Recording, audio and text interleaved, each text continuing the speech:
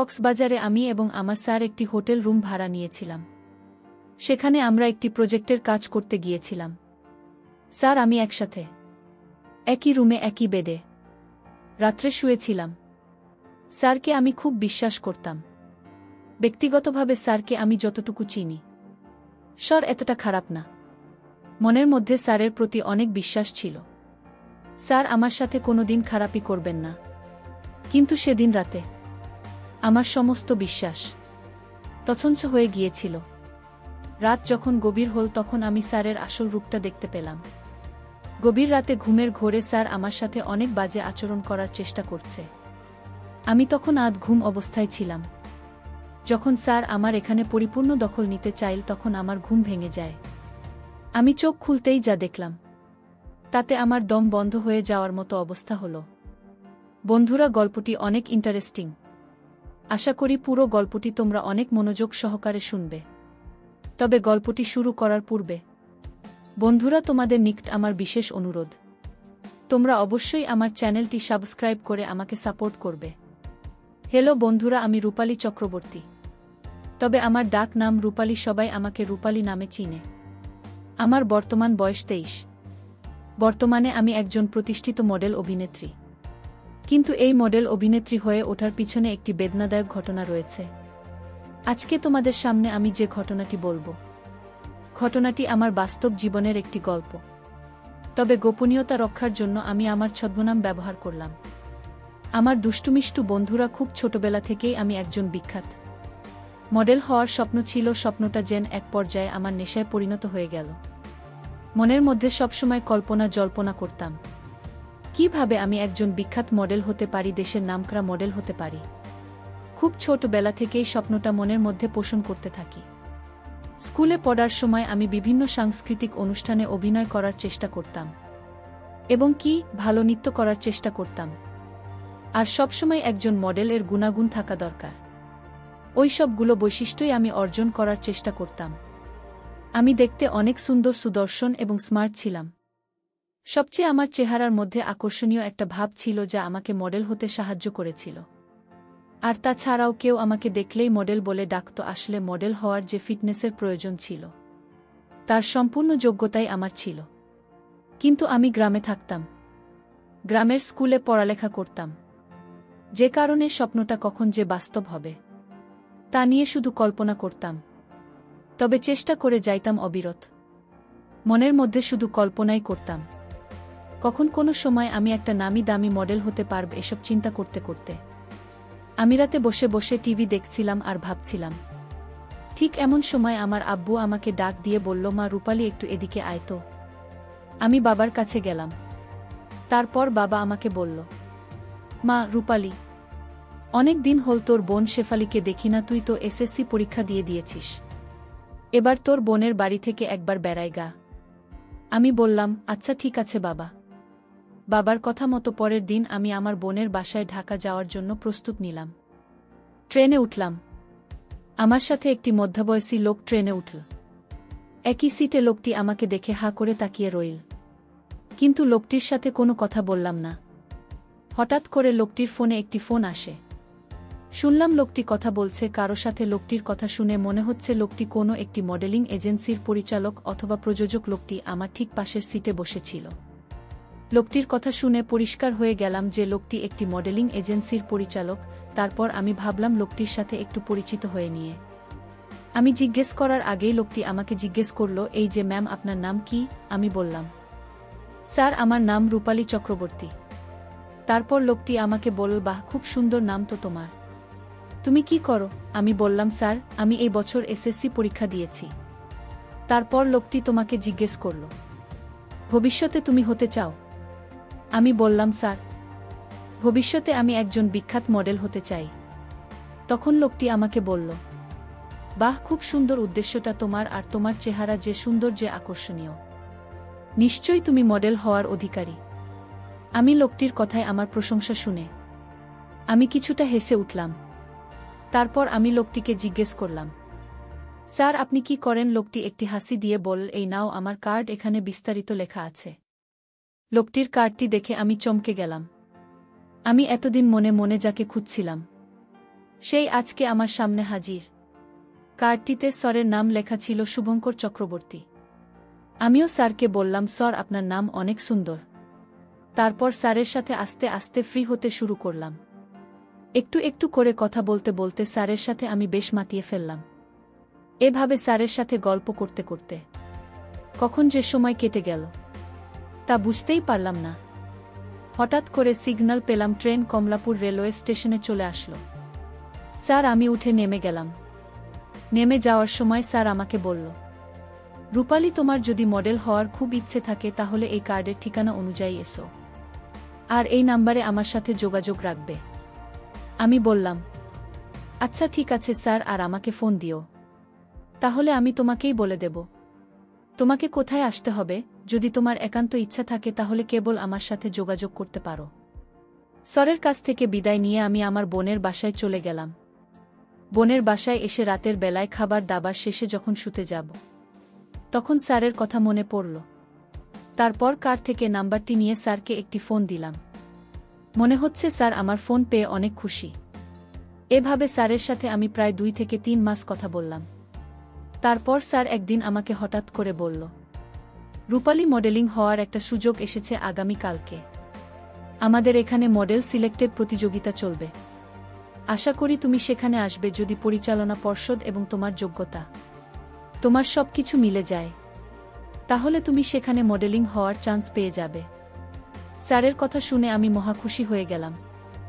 আমি বললাম, স্যার অবশ্যই আসব। তারপর নির্দিষ্ট দিনে আমি চলে গেলাম ইন্টারভিউ দিতে। ইন্টারভিউ দিতে গিয়ে দেখি আমার মতো সেখানে অনেকেই ইন্টারভিউ দিতে আসছে, কিন্তু সেখানে গিয়ে দেখি ইন্টারভিউতে প্রধান ভূমিকা পালন করছে সেদিন যে আমার সাথে ট্রেনে পরিচিত হয়েছিল, যে লোকটাই, তাকে দেখে আমি খুব একটা সাহস পেলাম, মনের মধ্যে ভরসা পেলাম। ভাবলাম আমার মডেলিং এর স্বপ্ন হয়তো পূরণ হতে চলেছে। আমি আরেকটি কথা বলে দিই, সেদিন ইন্টারভিউতে যাওয়ার সময় আমি এমনভাবে নিজেকে প্রদর্শন করেছিলাম, অর্থাৎ সাজগোজ করেছিলাম যেন আমাকে দেখে স্যারের চোখ কপালে উঠে যাওয়ার মতো অবস্থা হয় এবং আমাকে তার এজেন্সিতে মডেলিংয়ের কাজ করার সুযোগ করে দেয়। বসে থেকে অপেক্ষা করতে করতে হঠাৎ করে আমার সিরিয়াল আসলো। আমি স্যারের দরজার পাশে গিয়ে স্যারকে নমস্কার দিলাম। স্যার আমার নমস্কারের উত্তর দিল। আমি বললাম, স্যার আসতে পারি? স্যার বলল, জি আসুন। তারপর আমি ভিতরে প্রবেশ করলাম। তারপর স্যারকে বললাম, স্যার বসতে পারি? স্যার বলল, জি বসুন। তারপর স্যার আমাকে জিজ্ঞেস করল, তোমার নাম কি? আমি বললাম, আমার নাম রূপালী চক্রবর্তী। যদিও স্যার আমার নাম জানে, তারপরেও ইন্টারভিউ বোর্ডে সবাইকে দেখাতে গিয়ে স্যারের এই নাটকটা করতে হলো। স্যার আমাকে বলল, বাহ, খুব সুন্দর, খুব মিষ্টি নাম তো তোমার। পড়ালেখা কতটুকু করেছ? আমি বললাম, স্যার এসএসসি পরীক্ষা দিয়েছি বছর। স্যার বলল, ভালো, তুমি অভিনয় কেমন পারো?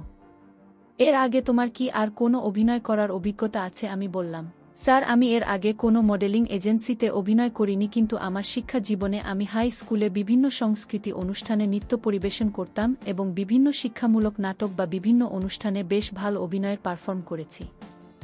সেক্ষেত্রে আমি যতটুকু ভাবলাম, আপনি যদি আমাকে একটু সুযোগ দেন তাহলে আমি আমার সর্বোচ্চ দিয়ে চেষ্টা করব।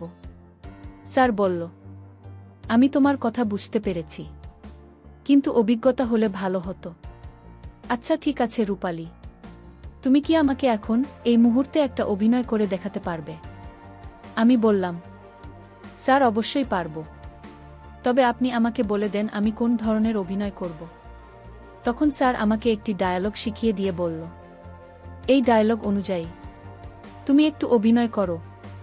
তারপর আমি স্যার এর ওই ডায়ালগ অনুযায়ী অভিনয় করতে শুরু করলাম। অভিনয় শেষে স্যার আমাকে বলল, বাহ, খুব সুন্দর হয়েছে, তোমার অভিনয় দেখে আমি অনেক খুশি হয়েছি। তোমার যা ফিটনেস তোমাকে দিয়ে হবে। ঠিক আছে রূপালী, তুমি আগামীকালকে চলে আসবে, আগামীকালকে তোমার প্রথম রিহার্সাল। আমি বললাম, আচ্ছা ঠিক আছে স্যার, আমি আগামীকালকে ঠিক সকাল 10টায় চলে আসব। তারপর স্যারের কথা অনুযায়ী সেদিন প্রথম রিহার্সাল, অর্থাৎ প্রথম স্যার আমাকে কিছু অভিনয়ের কলা কৌশল শেখাবে। এজন্য খুব আনন্দে, খুব উৎসাহের সাথে খুব সুন্দর করে সেজেগুজে একবারে নিজেকে আকর্ষণীয়ভাবে তৈরি করলাম। তারপর স্যার যে রুমে আমাকে রিহার্সাল দেওয়া হবে সেই রুমে গিয়ে আমি বসে স্যারের জন্য অপেক্ষা করতে শুরু করলাম। কিছুক্ষণ পর স্যার রিহার্সাল দেওয়ার জন্য আমার এখানে আসল অর্থাৎ আমাকে যেখানে রিহার্সাল দিতে হবে সেই রুমে। আর বাইরের লোক কেউ নেই সেখানে, শুধু স্যার আমি সেখানে একা। তখন স্যার আমাকে বলল, রূপালী, যদি তুমি একজন নামকরা মডেল হতে চাও তাহলে অবশ্যই তোমার মধ্যে বেশ কিছু গুণাগুণ থাকতে হবে। তার মধ্যে সবচেয়ে বড় গুণটা সেটা হচ্ছে অভিনয় করতে গিয়ে কখনো আনইজি ফিল করতে পারবে না, সব সময় মনটাকে উদাস রাখবে। তাহলে দেখবে অভিনয় অটোমেটিক চলে আসবে এবং তুমি ভালো পারফর্ম করতে পারবে। ঠিক আছে রূপালী, আমি বললাম আচ্ছা ঠিক আছে স্যার, আপনার আশীর্বাদ থাকলেই হবে। তারপর স্যার বলল চলো তাহলে রিহার্সাল শুরু করি। আমি বললাম ওকে স্যার। তারপর স্যার আমাকে বিভিন্ন দৃষ্টিভঙ্গিতে অভিনয় শিখতে শুরু করল। আমিও স্যারকে অনুসরণ করতে শুরু করলাম। কিন্তু মাঝে মধ্যে অভিনয় শিখতে গিয়ে স্যার আমার সাথে কেমন জানি আচরণ করে, মাঝে মাঝে খুব বাজেভাবে স্যার আমাকে অভিনয় শিখতে। আমিও স্যারের তালে তাল দিতে শুরু করলাম, কারণ বিখ্যাত মডেল অভিনেত্রী হওয়া ছিল আমার সারা জীবনের স্বপ্ন। তাই আমি এই সব ব্যাপারে কিছুই মনে করলাম না। এইভাবে স্যারের সাথে আমি প্রায় 1 বছর অভিনয় শিখলাম। স্যারের সাথে 1 বছর অভিনয় শিখতে গিয়ে আমি একেবারে স্যারের সাথে ফ্রি হয়ে গেলাম। স্যার যে কোনো বিষয় আমার সাথে শেয়ার করতে হয়, আমিও স্যারের সাথে শেয়ার করতাম। এক কথায় স্যার আর আমার মধ্যে একটা বন্ধুত্ব সম্পর্ক তৈরি হয়ে গেল এবং বিভিন্ন সময়ে অভিনয় করতে গিয়ে তার আমার সাথে অনেক ভিন্ন রকম কিছু হতো।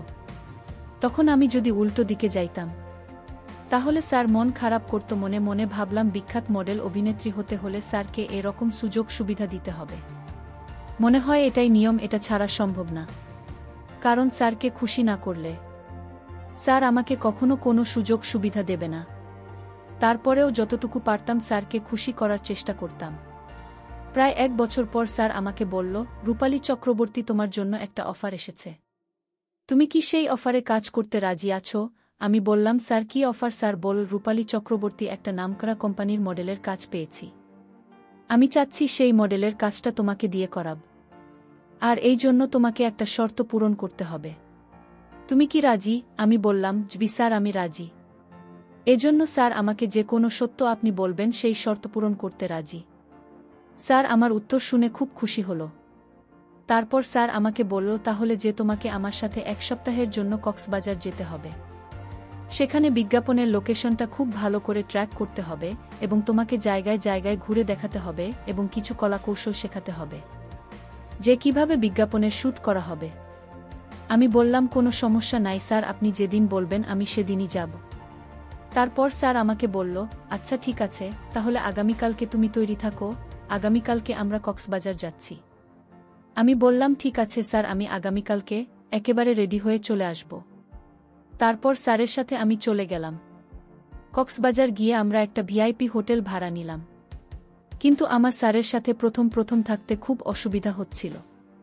আর তাছাড়া স্যারের সাথে তো আমার অনেক দিনের সম্পর্ক, একেবারে ফ্রি, যে কারণে তেমন বেশি একটা ভয় ছিল না। কিন্তু স্যার আমার সাথে যে একেবারে নোংরামি করবে সেটা আমার স্বপ্নের বাইরে ছিল। যদিও একসাথে একই রুমে, একই বেডে, কিন্তু মনের মধ্যে বিশ্বাসটা ছিল অনেক। এছাড়া স্যার আমাকে যাই করুক না কেন অন্ততপক্ষে আমার সাথে করবে না। কিন্তু সেই বিশ্বাস ভেঙে গেল সেদিন স্যারের সাথে ব্যাসের করার পর। রাতে ঘুমানোর সময় হঠাৎ করে আমি অনুভব করলাম কেউ যেন আমার উপর হিংসাত্মক আক্রমণ করার চেষ্টা করছে। ভয়ে ভিতরটা কেঁপে গেল। ঘুম থেকে চট করে উঠলাম। উঠে দেখি স্যারের ভয়ানক রূপ অদ্ভুত দানবের মতো অদ্ভুত আচরণ করা শুরু করল। জীবনে প্রথম এরকম ধরনের প্রবলেমে পড়লাম। তারপর স্যারকে আমি অনেক কাকুতি মিনতি করেছিলাম, কিন্তু আমার কোনো কথাই শুনতে রাজি না। এই মুহূর্তে আমি নিরুপায় হয়ে তার বাধ্য হওয়া ছাড়া আর কোনো উপায় ছিল না। অবশেষে বাধ্য হয়ে থাকে আমার সব কিছু দিতে হলো। আর সেই জন্মের মত আমার কাছ থেকে সব কিছু কেড়ে নেওয়ার চেষ্টা করছে। কি ভয়ানক! স্যারের রূপ, জীবনের প্রথম এত বড় জিনিসটা আমার এখানে নিতে অনেক কষ্ট হচ্ছিল। মনে হচ্ছিল যেন আমার সব কিছু এলোমেলো হয়ে যাচ্ছে। আমি জোরে জোরে নিঃশ্বাস নিতে শুরু করলাম।